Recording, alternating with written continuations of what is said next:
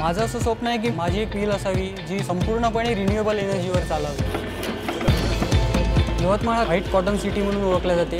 इथे कापसाचं मोठ्या प्रमाणात उत्पादन होते।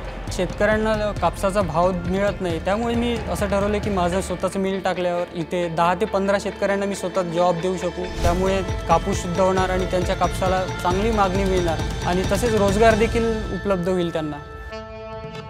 माझे वडील नगर परिषद यवतमाळ इथे प्राथमिक शिक्षक म्हणून काम करतात। त्यांची सॅलरी 15 ते 20 हजार एवढी आहे।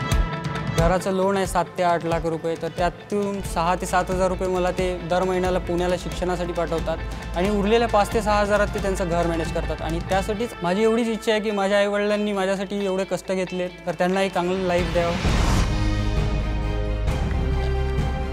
मी नुकतंच इंजिनिअरिंगचं एक्झाम देऊन पास झालो आहे आणि त्यासाठीच कोण होईल मराठी करोडपती या कार्यक्रमातून जर चांगली रक्कम मिळाली तर मी आईवडिलांचं कर्ज, त्यानंतर माझ्या उच्च शिक्षणासाठी लागणारा खर्च, हा सगळा खर्च मॅनेज करून मी लवकरात लवकर माझा बिझनेस टाकण्याचा प्रयत्न करेन।